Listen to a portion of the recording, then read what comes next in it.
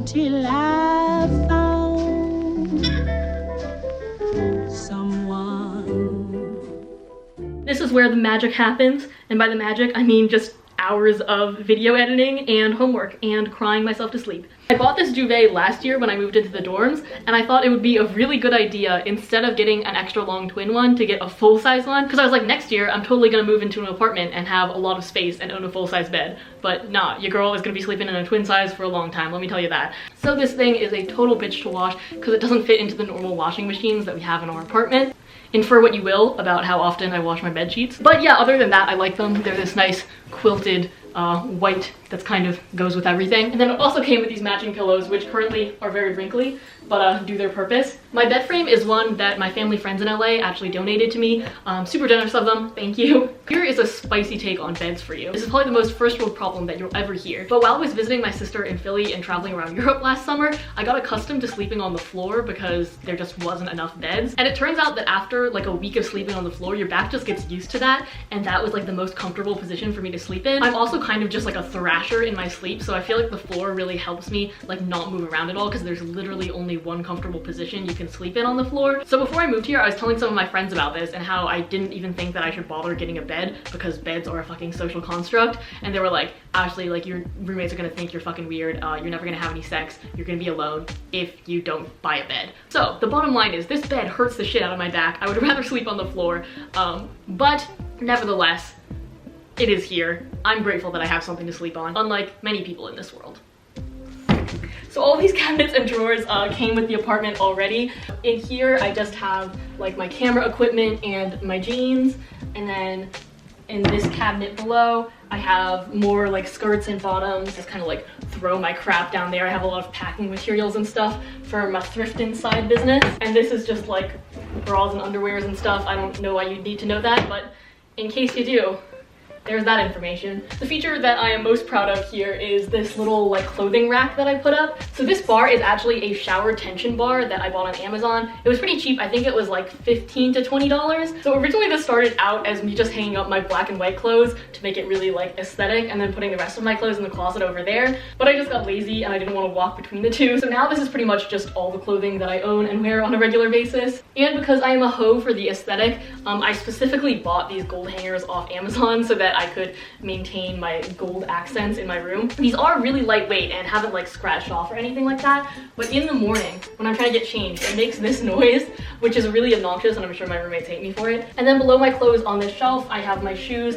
Mostly these are like heels and prettier shoes that I don't wear on a super everyday basis, but you know, are nice to look at and ponder over whether it's worth killing my feet in. Most of the time it's not, but you know, one day.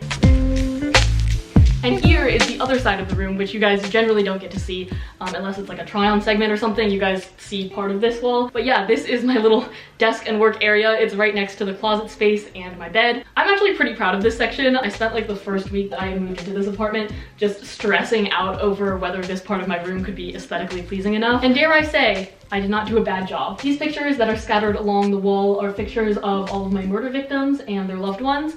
No, I'm just kidding. They are my friends from back home. Some people do tell me though that it's creepy that I have photos that I'm not in, but like I don't want like 15 photos of myself on the wall. I don't even want to look at myself in the mirror most of the time. So where'd you get that cool art print, Ashley, you ask? Thanks for asking, viewer. This is actually an art that I made. I actually took art classes and like AP art and shit like that all through high school, and this is my favorite thing that I ever made. For all those years I spent painting pool balls in oil paint. Yeah, this is my favorite thing. It's really just simple black and white. Like 98% of the time after I finish drawing something, I'll just like shove it under my bed and never look at it again until one day I like take it out and realize that it's hideous. So for this one, I figured I might as well just put it up on the wall until that day comes when I realize that it's ugly as fuck. Other features of my desk. This is mostly just like a mess covered with like jars of peanut butter and like dishes that I haven't bothered to do, but I cleaned it up for you guys so that it wouldn't be disgusting.